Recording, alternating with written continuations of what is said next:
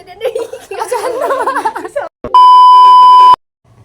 Assalamualaikum warahmatullahi wabarakatuh. Sayang, Kita dari kelompok 5 CPP nih sayang, yang beranggotakan saya Rida, Saya Devi, saya Dewi, saya Mariamah, saya Milda. Dan saya Namira.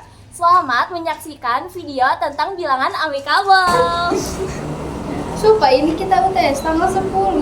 Iya asli. Padahal kita baru 3 minggu belajar. Tapi nggak apa-apa, mudah-mudahan aja bisa.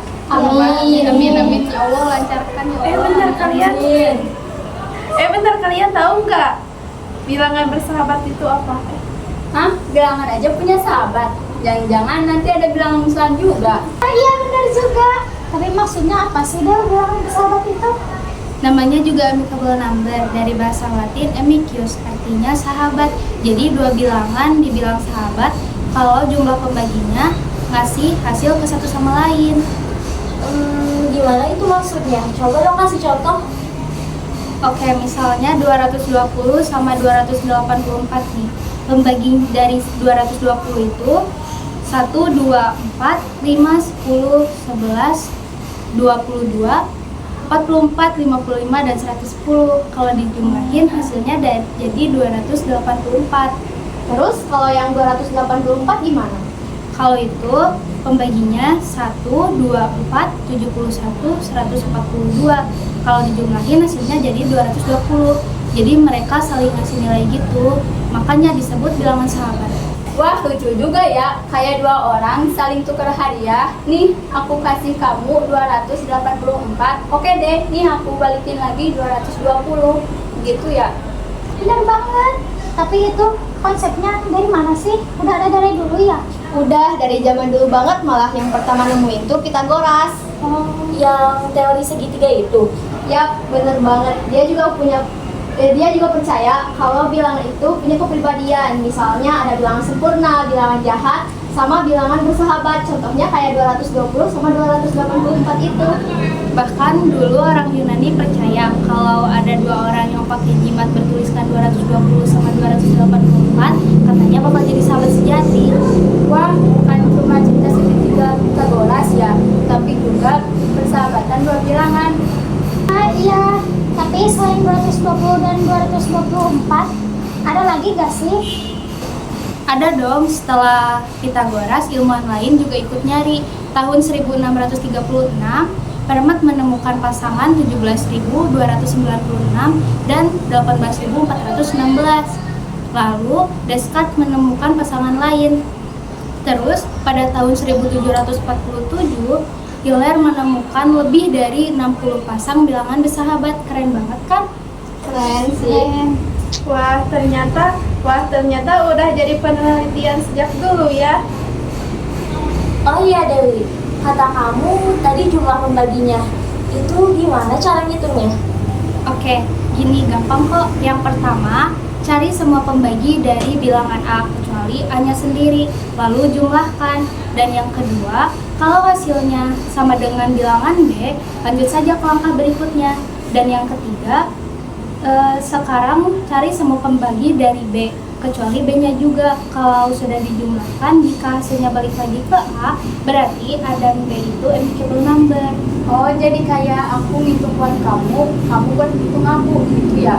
Iya, tapi ada juga loh yang hampir pas, yang hampir cocok tapi gak bener-bener pas, namanya kuesi amicable. Hah? Itu apaan lagi? Itu tuh kalau hasil pembaginya sama tapi gak pas banget, jadi kayak temenan tapi belum klik 100%. Kayak aku sama Mariamah dong, kadang cocok, kadang ribut. Siapa bilang aku mah sahabat sejati. Oh iya, aku juga pernah baca loh bilangan sempurna itu kayak 28, 496, dan 8128. Itu juga termasuk ke dalam konsep loh. Benar. Kalau bilangan sempurna itu pembaginya dibagi sama dirinya sendiri. Nah, kalau bilangan bersahabat jumlah pembaginya tuh saling nukar ke satu sama lain. Jadi kayak versi romantisnya bilangan ya. Kalau sempurna tuh cinta diri sendiri, kalau bersahabat tuh cinta orang lain. Wah, dalam banget tuh, Deb. Cocok banget buat caption TikTok. Tapi bener loh, dari hal yang kayak gini aja kita bisa lihat betapa pintarnya orang dulu untuk memikirkan hubungan antar bilangan. Iya, sampai sekarang masih dipelajari loh di matematika modern, apalagi di ilmu komputer. Iya, kayak algoritma pencarian bilangan pasangan, kita yang nentuin rumus pembagiannya, nah komputer yang ngerjain perhitungannya. BTW, tahu gak pasangan bilangan amicable itu 220 dan 284. Tapi yang paling besar itu bisa sampai ratusan digit loh. Hah, segitu panjangnya? Aku aja ngitung 3 digit udah pusing. Makanya sekarang semuanya udah dibantu sama komputer semua.